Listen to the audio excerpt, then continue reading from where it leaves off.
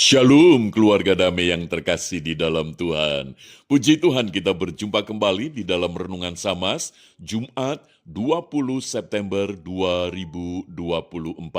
Bagaimana kabarnya? Puji Tuhan, saya percaya bahwa hidup kita ada di dalam pemeliharaan kasih setia Tuhan. Keluarga damai, mari kita berdoa, menyiapkan hati untuk dipimpin oleh Roh Kudus. Bapa Surgawi, kami mengucap syukur karena di dalam hidup kami ada di dalam kasih pemeliharaan-Mu. Sebentar kami hendak merenungkan firman-Mu, kiranya Roh Kudus-Mu yang akan memberkati setiap kami. Di dalam nama Tuhan Yesus kami berdoa. Amin.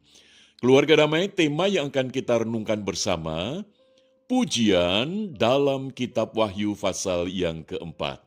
Firman Tuhan terambil di dalam kitab Wahyu, pasal 4, ayat yang pertama sampai dengan ayat yang ke-11.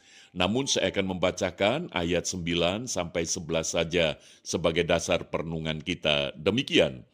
Dan setiap kali makhluk-makhluk itu mempersembahkan puji-pujian dan hormat dan ucapan syukur kepada Dia yang duduk di atas tata itu dan yang hidup sampai selama-lamanya, maka tersungkurlah ke-24 tua-tua itu di hadapan Dia yang duduk di atas tata itu, dan mereka menyembah Dia yang hidup sampai selama-lamanya. Dan mereka melemparkan mahkotanya di hadapan tahta itu sambil berkata, "Ya Tuhan dan Allah kami, Engkaulah layak menerima puji-pujian dan hormat dan kuasa, sebab Engkau telah menciptakan segala sesuatu, dan oleh karena kehendak-Mu semuanya itu ada dan diciptakan." Demikian firman Tuhan. Keluarga damai, Kitab Wahyu ditulis oleh Rasul Yohanes, salah satu daripada para rasul yang dipilih oleh Tuhan Yesus. Dalam kondisi pada saat itu, Rasul Yohanes dibuang di Pulau Patmos. Nah, catatan sejarah gereja mengisahkan bahwa Rasul Yohanes ini mengalami aniaya, di mana dia ditangkap dan dimasukkan ke dalam sebuah penggorengan besar. Namun, pada saat itu dia masih hidup dengan kondisi yang cacat. Dan akhirnya, Rasul Yohanes dibuang di Pulau Patmos, diasingkan. Artinya, Rasul Yohanes mengalami kondisi yang sangat berat, menderita. Bukan hanya secara fisik, tetapi juga secara psikis, karena diasingkan, dibuang. Keluarga damai, tetapi justru disitulah Allah menyatakan wahyunya.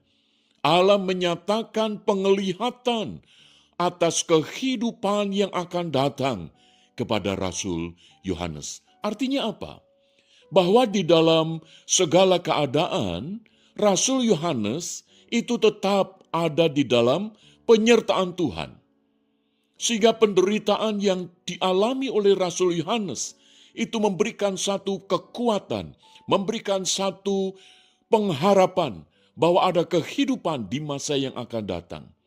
Maka itu ketika di dalam ayatnya yang pertama, Wahyu pasal 4 ini, Rasul Yohanes menuliskan, "Kemudian daripada itu aku melihat sesungguhnya sebuah pintu terbuka di sorga, dan suara yang dahulu yang telah kudengar berkata kepadaku seperti bunyi sangkakala, katanya, 'Naiklah kemari, dan aku akan menunjukkan kepadamu apa yang harus terjadi sesudah ini.'"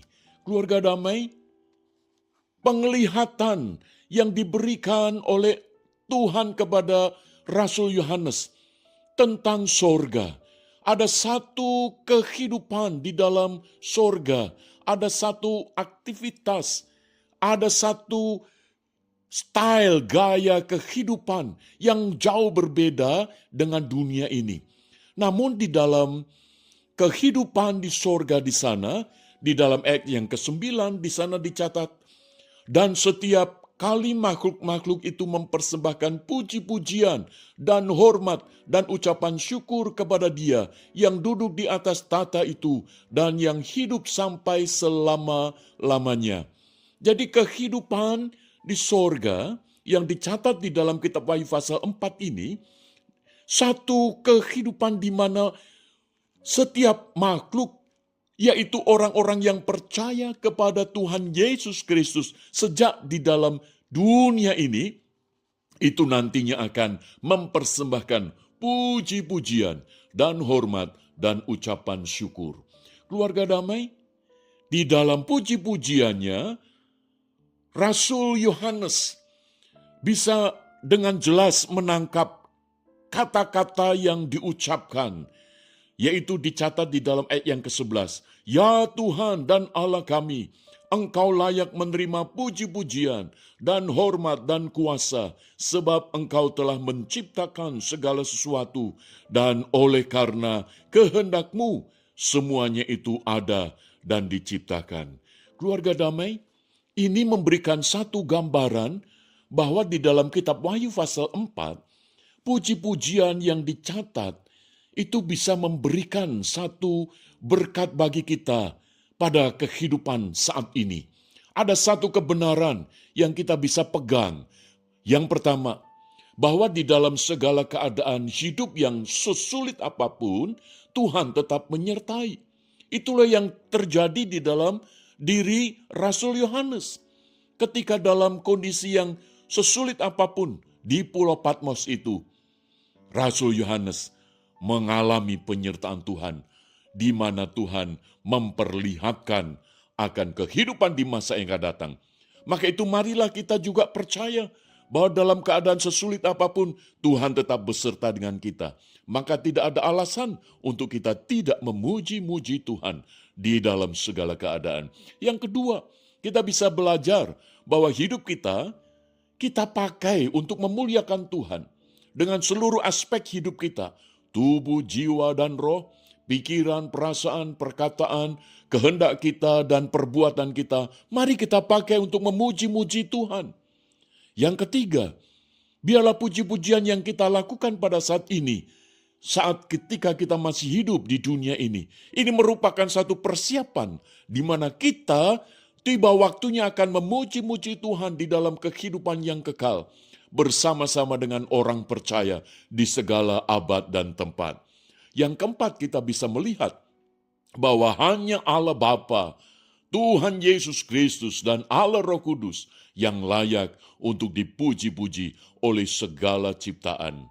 Maka itu keluarga damai, marilah ketika saat ini kita masih hidup, kita pakai seluruh kehidupan kita untuk memuji-muji nama Tuhan. Mari kita berdoa. Bapa Surgawi, tolonglah kami.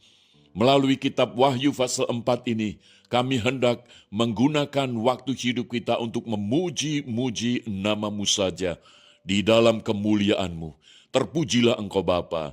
Di dalam nama Tuhan Yesus kami bersyukur untuk firman-Mu. Amin.